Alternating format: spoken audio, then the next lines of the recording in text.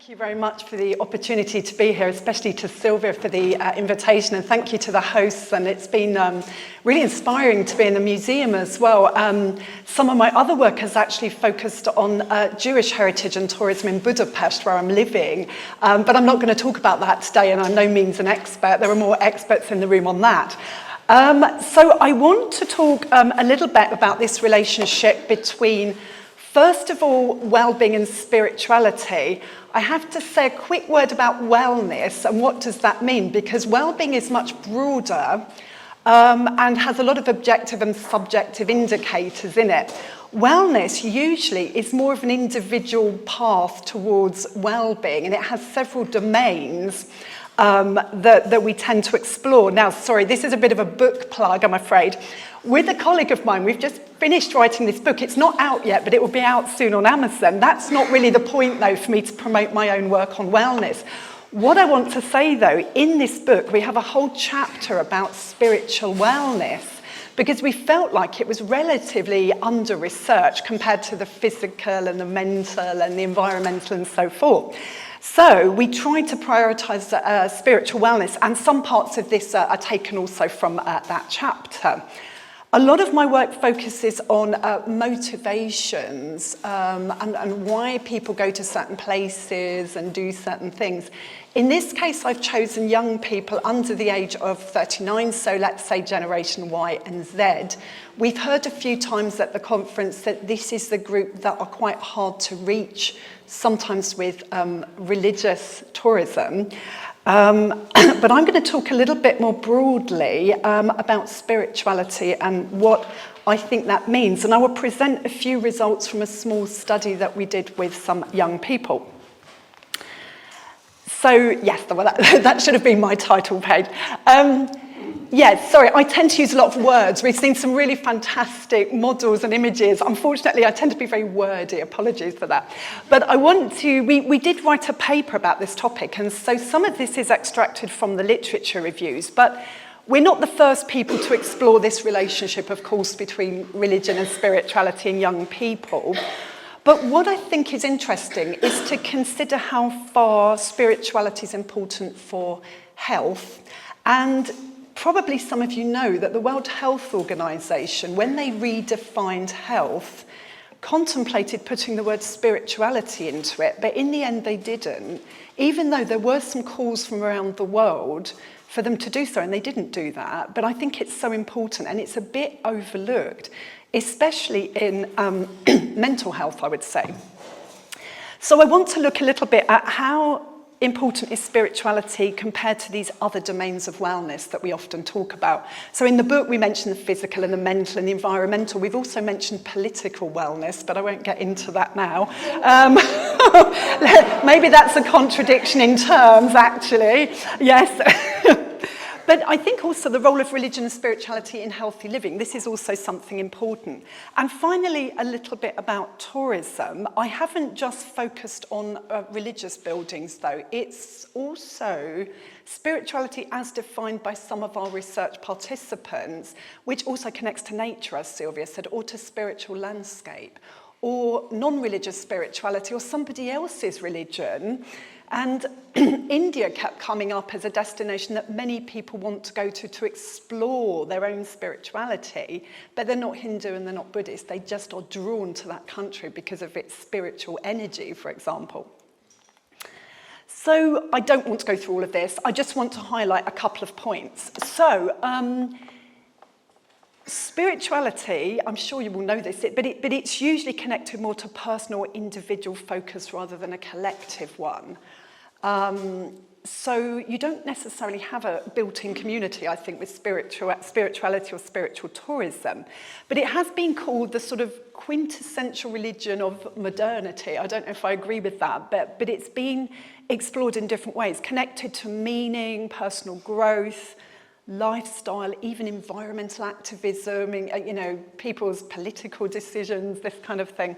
But I think, like religion, it's trying to make sense of yourself in a wider whole, your place in the world or your community or the universe or something existential as well. So it's searching for meaning.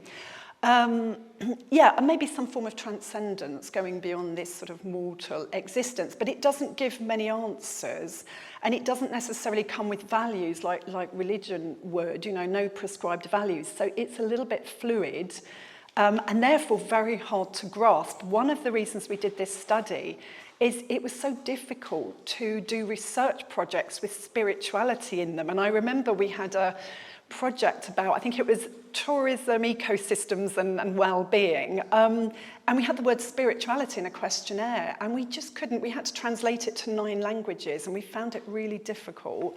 And some people thought it was religion, some people thought it was God, some people said, why is it in this questionnaire at all? And we realised that in quantitative research, spirituality means very, very different things to different people. So this was one of the reasons for this study, and of course in different cultures.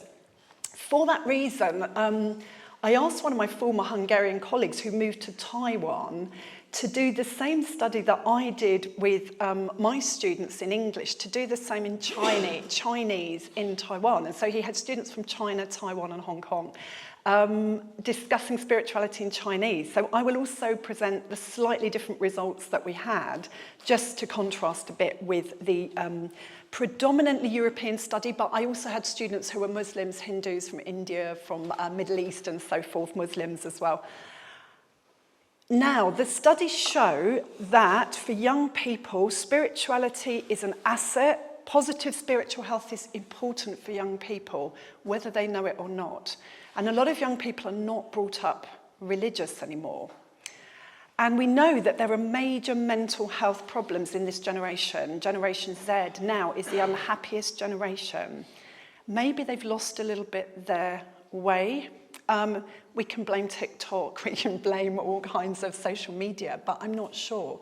Maybe it's also something to do with values, lifestyles, I don't know, even community. People are very lonely. There's a loneliness epidemic, and religion actually gives you community, or going to a church or temple, and we realise the social side of health is the most important actually.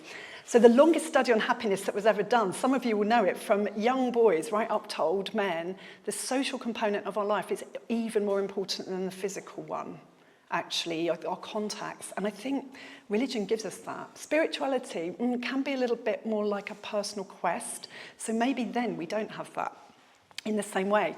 So we know that there are mental health problems with lack of spirituality. We know, though, from Pew studies and others, this is a bit old now, but I think there are newer studies showing that young adults are less likely to be religious in many places in the world. Not in the not in Muslim cultures, but in Christian.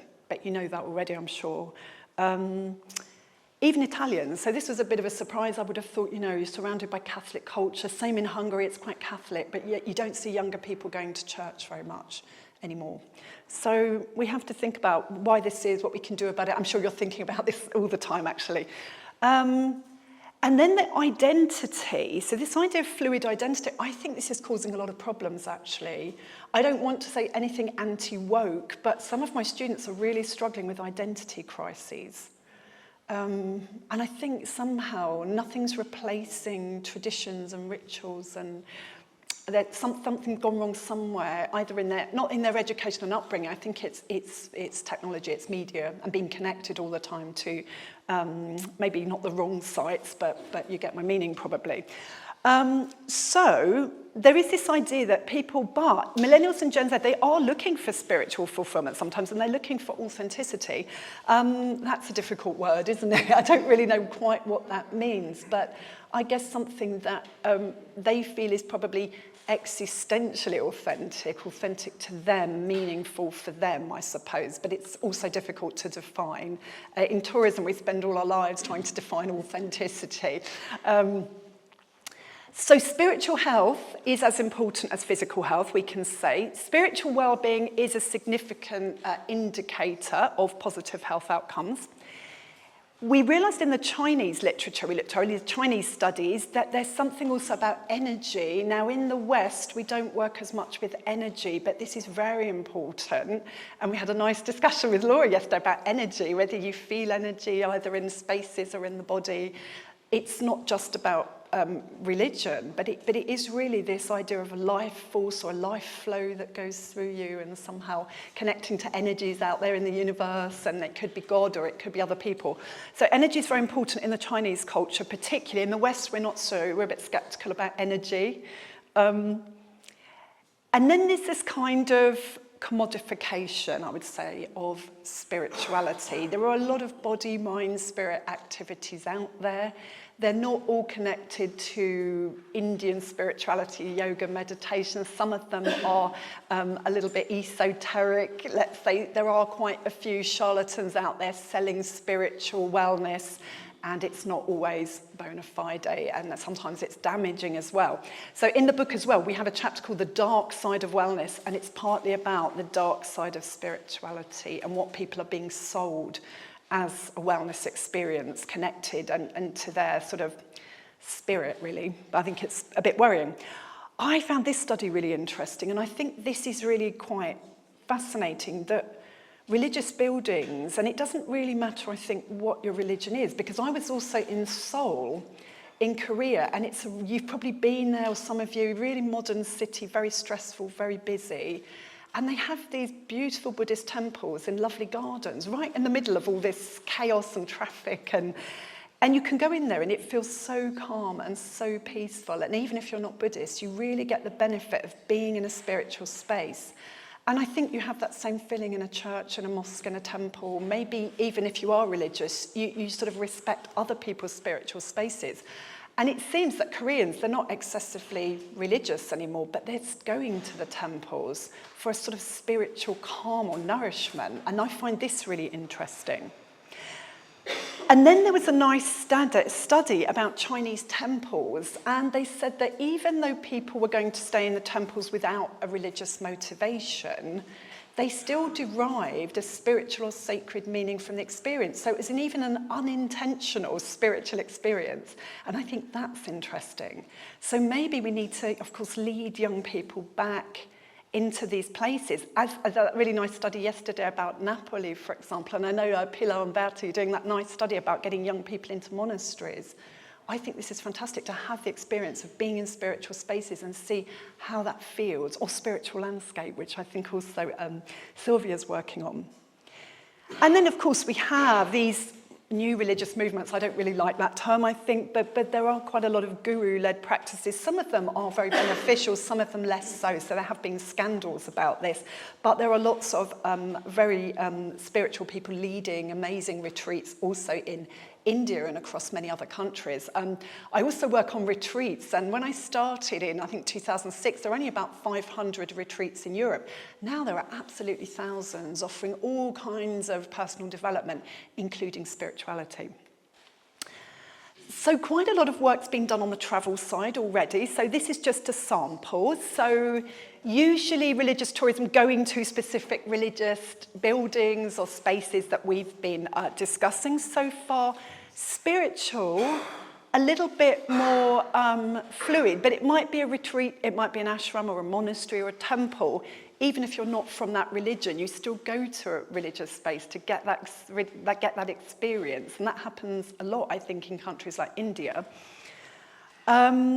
And then this idea of personal, individual quest for meaning and identity comes back again. So this identity issue, and this is what I think maybe needs to become part of young people's identity, that they need some sort of spiritual experience to be truly well, I would say. How we do it is another question, but you already started, a lot of people in the room, with amazing projects with young people.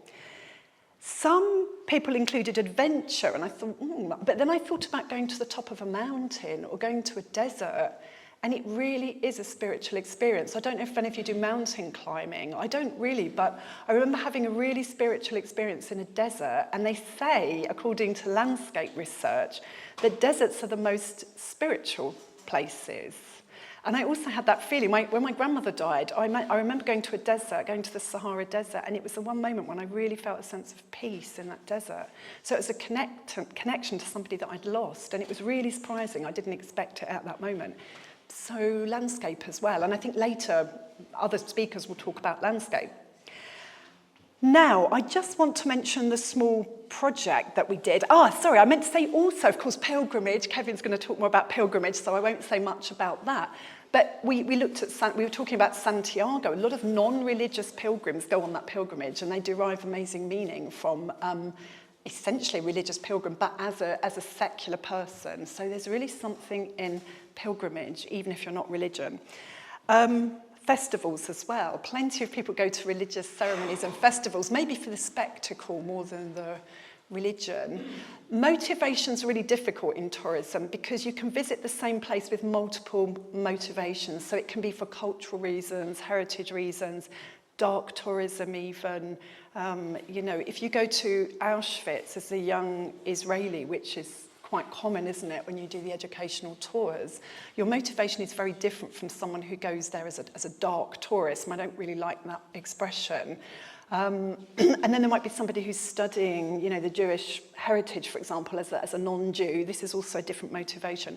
So I think we have multiple motivations for the same activity, and it makes it quite hard to classify. So when governments are saying we have, you know, so many cultural tourists, and you think, well, do you or not? Or we have so many religious tourists. Well, you know, and I know that they're going with, they like the building, but they're not necessarily Christian, or they like the building, but they're not necessarily Muslim. So we don't always know why people do things.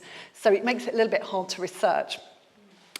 This is just a small study. I don't want to claim that this is indicative of all young people everywhere, but through our teaching, we were finding more and more that we were having fascinating discussions about spirituality, spiritual wellness. And I was running courses in wellness tourism, in health tourism, in well-being and cultural tourism. And we decided, why don't we then do a questionnaire and some focus groups and try to get really deeper into the issues. We had to choose students who were capable of the discussion. Sometimes first, second year bachelor students, it's too hard for them. So these were either from specialist programs, so studying wellness or studying specialisation at sort of like health tourism, or they were students who were master's students, or they were PhD students, and some of our younger colleagues who were under the age of 40. So this is a mixture from English population, English speaking. I have to say they were from 37 countries, so we couldn't generalise about nationality. But within that, we had about 40 students identified as Christians, some were Muslim, some Buddhist, some Jewish, some said they were agnostic or atheist as well. In the Chinese sample, 78 of the students said they were not religious at all. Others were, some were Christians, some were Buddhist, some were Taoist, and so forth. So you have to realise with this sample, most of them did not identify specifically as religious, but some did. So Muslim students, we had very different responses, I have to say, than from the more secular respondents. So part of the study was done by my former colleague, so I want to give him, Robert Kish, I give him his credit here. We did the focus groups because quantitative research on spirituality, as you can imagine, doesn't tell you that much, actually. You know, it's like 40% of people think spirituality is this, and then the other 10% think that, and we thought, so we wanted to get a little bit deeper into the issues with the focus groups. So we had these 3 focus groups with a selection of the students and tried to balance the gender a bit because we have far more female students in our tourism departments. So it's difficult to get boys. And as you probably know, with Gen Z, it's actually males or boys who are having more mental health problems than girls, actually, in many cases. So we need to really explore a little bit also why. Maybe again, I hate to say like male identity issues because you have people like Andrew Tate giving very, very negative messages to young men, but there may be an identity crisis of some kind going on in men. I don't know, I haven't researched it enough, but I would like to. Usually I'm researching the wellness of middle-aged people, actually, like myself. And then here we used other studies to design our questionnaire, and we also looked at travel. So I present a few highlights from the research. Am I doing okay for time? Perfect, okay. Sorry, I do tend to talk a lot. So this is from the questionnaire now. Just to remind you, they did not all identify as religious, so we haven't separated like who said they were religious, who didn't. This is just the general findings. You see the strong connection to themselves and being connected to nature and the natural world ranked a lot higher than any kind of religion, but you see maybe some energy is there. Humanism, things like that. So quite interesting. Supernatural, I wouldn't have put this in there. But when we did the pilot study with the Chinese-speaking students, they said that their connection to ancestors and ghosts and spirits and so forth was really strong, and they wanted to have the word supernatural in there. So that's kind of what they meant, you know, energy out there somewhere, or the past, or departed loved ones. And interestingly, in one of the English-speaking focus groups with my students, they only really wanted to talk about the supernatural. And earlier we were hearing about witches. I mean, it wasn't really that, but they did talk about exorcisms and this kind of thing.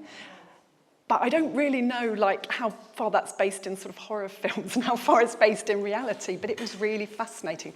I wouldn't have put this in there. How important are aspects for your wellness? And here you see, this is a generation, well, I've put the generations at the moment because the differences between the Chinese-speaking, the English-speaking students, there were so many nationalities, I thought we couldn't really comment specifically, but the generations was quite interesting, I thought. But here you see that this psychological and emotional health is probably the one that they're most concerned about, not so much religion or spirituality,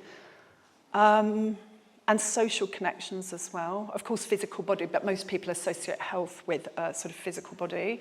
So mental health is important to them, but they're really struggling with it, I have to say. I don't know how many of you work with young people.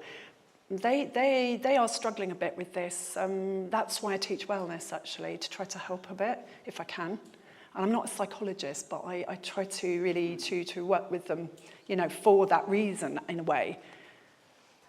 Right, from the literature, this is now the Chinese and English sample, because the results were quite different. For Generation Y, everything was slightly more interesting than it was for Generation Z. But I think that's as you get older, you get more interested in wellness and health and heritage and spirituality and so forth. But the Chinese, I thought this was really interesting. The Chinese speakers were much less interested in all of the suggested spiritual trips than the English-speaking ones. It's also important to note that some people were not interested in any of them. But I did think this was very interesting, that a lot of them wanted, like the idea of the Santiago de Compostela route, for example, and some like the idea of going to a monastery. So these monastery projects, I think, are really great and very attractive. India was popular as well, and then also this idea of going to temples. So it was quite interesting. These we collected from various articles about wellness and spiritual travel. So we didn't sort of make these up, but I mean, I don't know whether you can really call Thai massage spiritual, but I actually did a Thai massage course in Thailand, and every day we started with a kind of prayer, and we did some meditation, and we did some yoga stretching, because it's called Lazy Man's Yoga Thai massage. So to me, it was a spiritual experience, and this is why we also put this in here as spiritual. And interestingly, that was the most popular response. So it was really fascinating, I think. Which activities are most important when you travel? Sadly, the religious sites are down here, but even lower is body, mind, spirit, which also surprised me. But the good news is visiting heritage attractions is quite popular, and cultural tourism generally is quite popular with young people.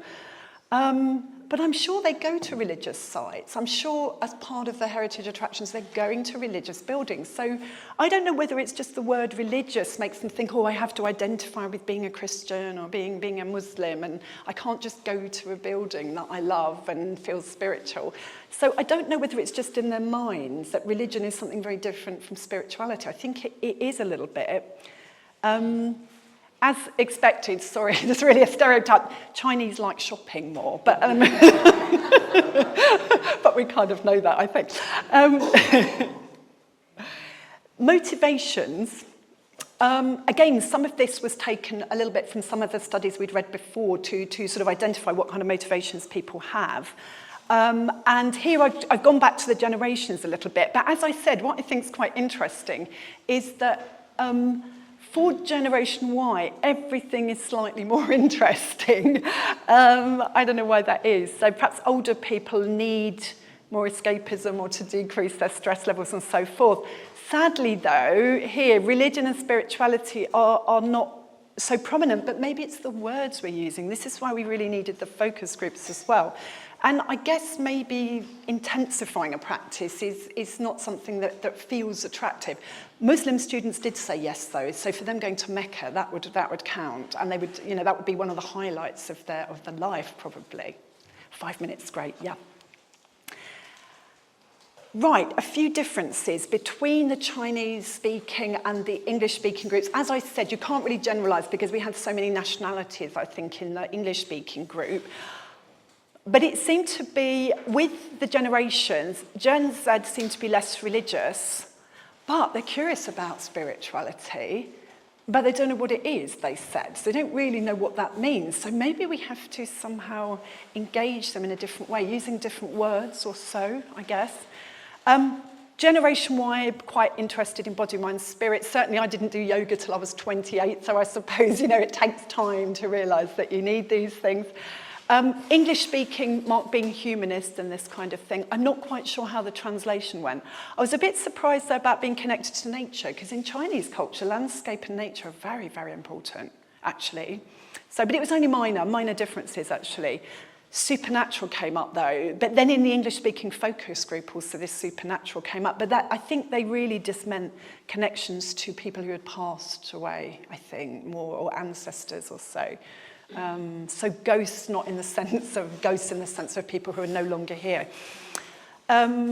Interestingly, though, they saw spirituality as connected to religion or God, and of course, under communism, it was sometimes difficult to practice religion. So, yeah, I was a bit surprised, and also a bit surprised that the Chinese speakers said that connection to themselves was more important than for the English-speaking students and lecturers. But I think young Chinese now are much more individualistic, especially sort of millennials. I think they're sort of finding they travel alone now. They don't always travel in a group, for example, like their parents would have done. They're a little bit more adventurous. So maybe self-development is becoming more important in China now. India was mentioned a lot as a spiritual destination and other places, but mainly in the questionnaire, mainly in Asia, interestingly. But I think because a lot of them are interested in non-religious spirituality, and they associate spirituality with Asia and Southeast Asia, I think, which is interesting.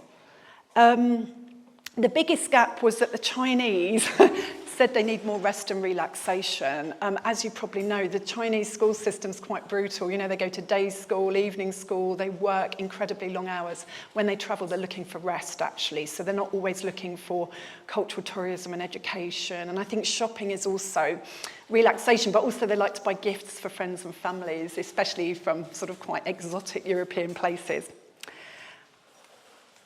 The focus groups, just a couple of findings, and then I'm on to the last slide, so hopefully this fits well in the time.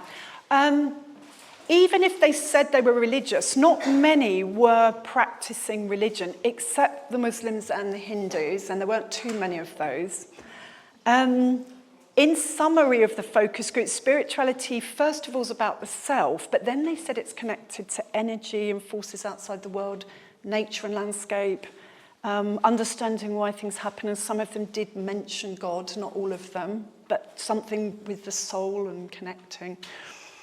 And then, yes, as I said, sometimes it sort of went a little bit beyond what the Chinese meant, but they even got to the multiverse, and I wasn't really sure what to think about the multiverse, but I guess they're thinking of different universes and different dimensions and so forth. So I'm not sure. We went a little bit off topic once we started getting into tarot and astrology.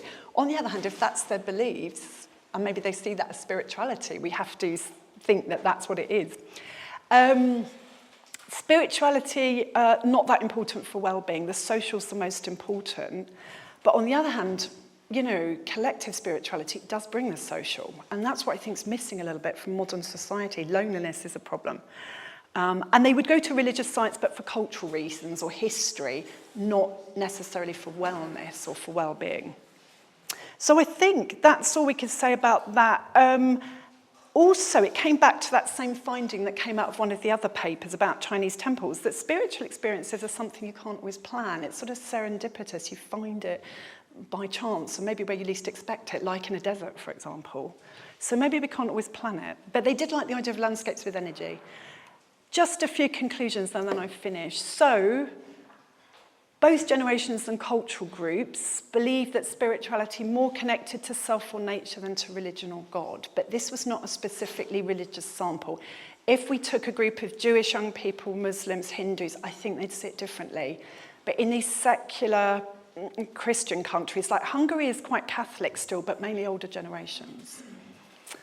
But everybody was spiritual in some way, more or less. There were very few who were not spiritual, but not many of them were actively practicing spirituality, they said. But if you read between the lines, they did do activities and went to places that were connected to spirituality.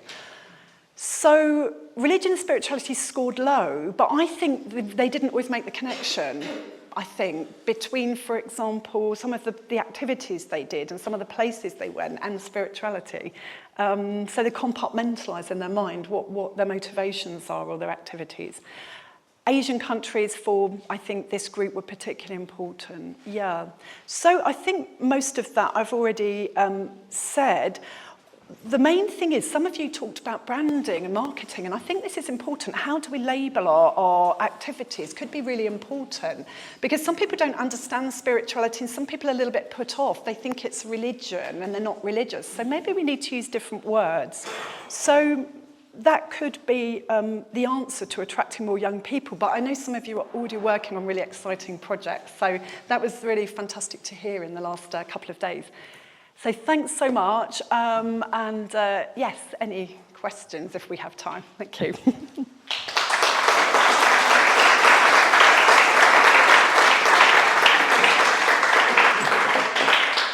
Thank you very much. So we have time for a few questions. I know there are some people working with youngsters as well, so maybe you can share your opinions or so.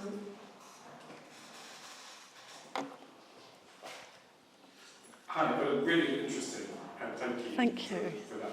I was having a conversation the other day about church going, particularly, and young people, and they're not actually good. There are some places where young people do, but one of the issues is reliability and the idea of actually sticking with something where you've got a life, where you've got a responsibility. And because how younger people are tending to live their lives, which is much more immediate than we've ever done before due to the digital tools we have available, that there's like a strange non-correlation between the responsibility that goes with it and the timing. I just wonder if you have any reflections on that. I didn't think about that, but I think you're absolutely right. And what I noticed, I've got teenagers myself, they can't plan anything, and they don't like the regularity of every Sunday I must get up and go to church. The discipline, I think, is a bit lacking, the planning is a little bit lacking, and I think the commitment is a bit lacking, and the attention span also. I wonder, could they sit for an hour, like in Hungary, the Mass is quite long, could they sit that long without their phone? And it sounds awful, but I don't know if they can. Generation Z has got such a short attention span. And I think you're right, unfortunately. Which is not good news for church. I mean, it doesn't make this, you've got to make the Mass shorter for Gen Z. I mean, it's crazy though, isn't it? Thank you. Yeah.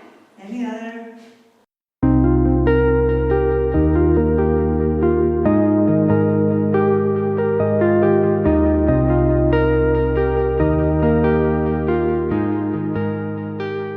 I'm delighted to be here.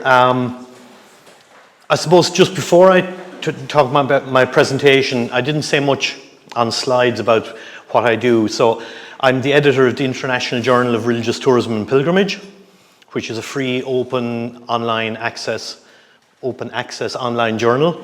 So if anyone is interested in researching, for example, somebody mentioned a Jewish pilgrimage in Ukraine. I can't remember, yeah. There's a very nice paper about that pilgrimage in a previous issue of the journal. So if you're interested, please get in touch with me. And I also run a conference every year on religious tourism and pilgrimage. So today what I'm trying to think about is, and it links very closely to what people have been talking about, but it kind of changes the direction. So a lot of the work of the FRH is to do with keeping church buildings functional, keeping them alive. But a lot of the focus from what I'm seeing is and I know there's people running cathedrals and churches, but a lot of it is on what about those other buildings that are abandoned. What I'm focusing here today is on functioning church sites, religious sites that are still in use, and how then they can be reinvigorated. So, for example, in Ireland, the Church of Ireland, the Protestant faith, have very small numbers of faithful. So in my own Catholic parish area where I live, the equivalent Church of Ireland parish, which is slightly different boundaries, up until literally the last couple of weeks, have owned 3 churches. 3 lovely, small, attractive buildings, and they've divested themselves of 2 of them in recent weeks. They've held on to them for so long. And we're all there thinking, isn't that terrible? What are they going to do? There was 8 people in their parish. Not 8 families, 8 people. So they are responsible for 3 historic properties. They're responsible. That's enormous. And that's the driving force behind a lot of what I end up researching, which is religious tourism. We need to get people into our buildings, making donations, paying for guided tours, buying the souvenirs so that we can keep the roof over our heads. So, like that map there? Anyway, I knew he'd like that one. This is actually a map of historic church sites. Okay? Just, again, all of these are important historical research, for historical research, historical church origins. This is a map of central Dublin showing where the church sites are. So, we got told walking around Krakow on Sunday, the city of the churches. Listen, guys, we've got a ridiculous density. When my mother was a teenager, I can't remember what day of the year it is, but there was a tradition in Limerick City that you had to visit, I think, 9 churches. And herself and her teenage friends used to go from church to church. It was great fun, apparently. So we've very high density of churches, but some of these are now closed. Quite a lot of these are now closed. Some of them are historic sites. There is one, I think it could be here, where I think, if I'm remembering right, they have a Polish mass every week. So there definitely is. It was. I think it's that church. But here's a couple of statistics. 1973-77, 1% of the Irish population had no faith, had no religion. By 2020, it's 27%. What's interesting about that is the census, which this is collected from, doesn't give you the option of saying no faith, which makes it much more dramatic. It gives you your faith and then other, and they leave a space. So you have to actively decide you're of no faith rather than just tick a box. This map, I absolutely love this. This is where people have no faith. I have a friend who lives right here. When I found this map, I sent it to him and I said, "What's going on here?" And he said, "It's all the hippies." It's actually socially, I could talk for hours on it. A really interesting place. But a lot of people have moved into the area and they are all hippies. And they've got this collective community where they share things, and there's a Steiner school, which is quite unusual in Ireland. So there's no religion in the school, which again would be quite interesting. Okay, so, with all this happening, and with all these churches, you'd think that the Irish tourism product would have huge amount of church sites. Yellow is historic sites. Green is alcohol sites. And red are church sites. Now, some of the historic sites have, so for example, the Book of Kells in Trinity College is a religious artifact. So maybe I'm stretching it a little bit. But the point I'm making is this is the membership of AVIA, the Association of Visitor Experiences and Attractions. So the top organisation for visitor attractions in Ireland only has 3 cathedrals involved in it, which means these 3 are professionally run. They've got managers. They're working at a professional level with their tourism and their religion. So there's a gap there, definitely. So that's my first point I wanted to think about today. The second one is, I'm going to look here at Christchurch. Oh yeah, by the way, sorry, the other point was, despite the fact there's only 3 religious sites, that's the cover of the recent report by Avia, which has one of the church sites. Okay, so Christchurch Cathedral in Dublin. If you've been to Dublin, it's a fairly good chance you've been to the Guinness Storehouse, Christchurch, or St. Patrick's Cathedral. There's 2 cathedrals right beside each other in Dublin. Brilliant story. One is the Cathedral Church of the City of Dublin. The other is the Cathedral Church of Ireland. Both Protestant or Church of Ireland churches. So they're within the couple. And I should have done my research. One of them was restored by the Guinness family at the end of the 19th century, and the other one was restored by their opposition, another brewery. So again, interesting stories. So what I'm showing here is just a couple of statistics from, we did a survey, we did some of them. It wasn't really telling a whole lot for the cathedral, so we just did kind of a pilot run. We do plan to reactivate it. Of course, it happened before COVID, and then COVID hit, and we didn't get back to it yet. But just to look at some of the statistics, this is of random visitors to Christchurch. Only 5% of the people who were surveyed have undertaken a pilgrimage. 5% religious festival. 15% were visiting Christchurch because it's a religious place, and 10% for religious or spiritual reasons. Again, we're talking, like Melanie is saying, the nuance between differences in wording and language is maybe causing a lack of clarity, but so 10 to 15%. However, back to quality of life, which really dovetails, I love it when papers fit together nicely. 79% felt they were in a haven from everyday life. So, what I'm really looking at this is, we've got these sites. They stand historically, they are beautiful places architecturally, we could do our 3D graphics of them, all this kind of stuff, but they have inherent value for people. So when someone's talking about the energy you feel in a site, my mother was a very traditional Catholic, but when she walked into a church, she'd say, yeah, this feels nice. Which I think theologically was actually possibly quite sacrilegious of her to say. But she would get a sense in a building. I could pray here, was one of her phrases. And that sense of awe, of otherness, whatever, this idea is hugely, this is, of a population, we're only 5%, 15, whatever. So they're not a religious population visiting this site, but 79% of them felt it was a haven. Strong religious or spiritual sense of place, nearly 60% of them. The architecture, awe-inspiring, 89%. So, and an uplifting religious or spiritual experience. So it was a very open-ended kind of thing. 2 minutes, yeah. I've 2 more slides, loads of statistics, so I'll just flick through them. This is what they did while they were there. 10% engaged in formal worship, 35% in personal worship. Now, we didn't ask them what they meant by personal worship. 40% reflection.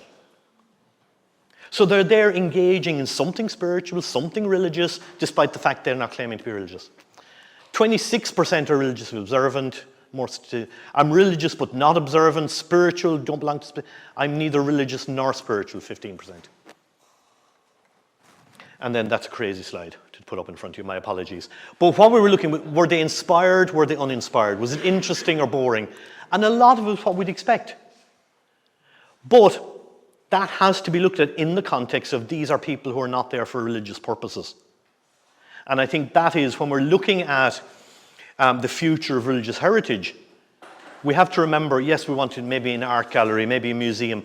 There is a religious, spiritual function that these buildings serve. This happens to be a beautiful cathedral that's still in use. But if it wasn't in use, would we still be getting this kind of a sense of well-being? And in a world where, as we say, I've teenagers similar age to Melanie's, and, they don't want to go to mass, they don't want to sit for more than 3 seconds in front of a television. The attention span, there's huge numbers of programs in schools about mental health, about wellness, about well-being. And here we have these beautiful sites all over the country, if I went back to my map with the red dots, which are serving that purpose. So I think there needs to be some sort of the dots need to be connected a bit more, I think, between society struggling and people with mental health issues, with emotional issues, whatever, and the fact that these are relaxing places that are tranquil, that are pleasant and calming. So maybe they need to go off to India to, as you say, to find themselves. Did you look where you left yourself? Or do we think a bit more about these beautiful, wonderful sites? I should go back to the picture, shouldn't I? These beautiful, wonderful sites that we have that are fit for purpose. So that's me done. Thank you.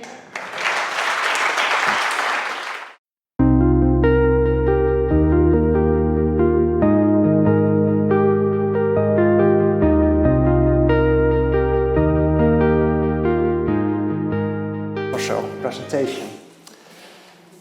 As the visibility of Jewish life in the public sphere declines amidst growing social change and tension, the question of how Jewish religious heritage sites function as houses of assembly for Jewish and non-Jewish, religious and non-religious visitors becomes increasingly important.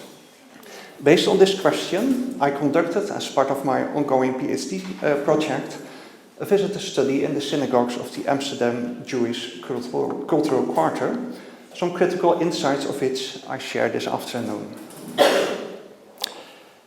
In the heart of Amsterdam's former Jewish neighborhood, visitors find the Portuguese synagogue, home to the Portuguese Jewish community since 1675, and the Great Synagogue in the former Academie synagogue complex, which has been the Jewish museum since 1987. A ticket from the Jewish Cultural Quarter gives visitors access to both sites.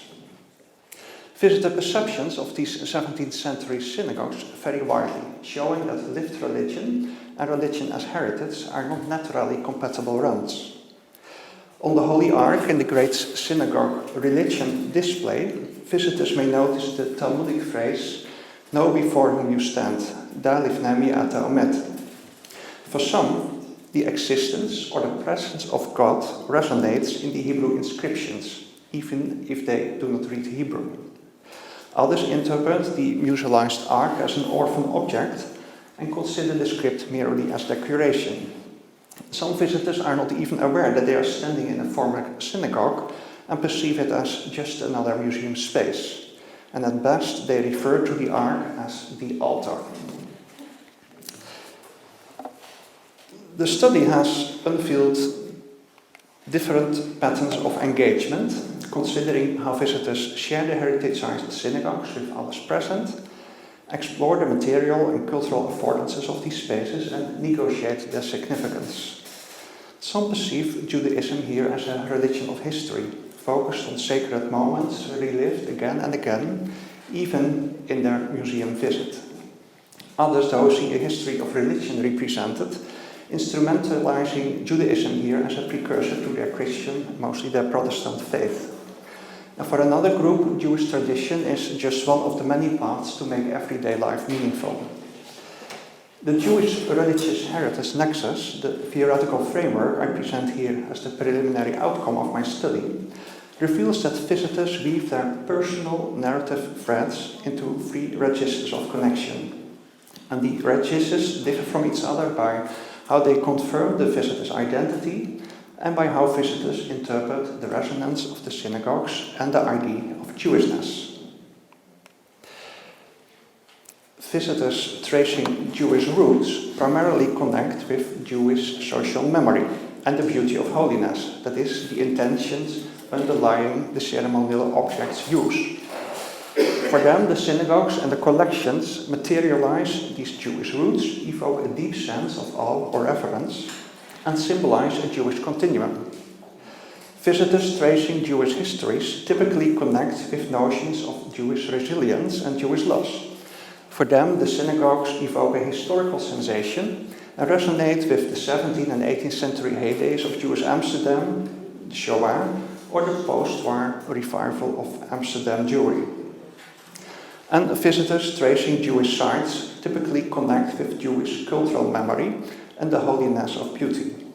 And while gazing at Jewish sites, they emphasize the material legacy of Jewish and non-Jewish encounters over the idea of Judaism as a living tradition.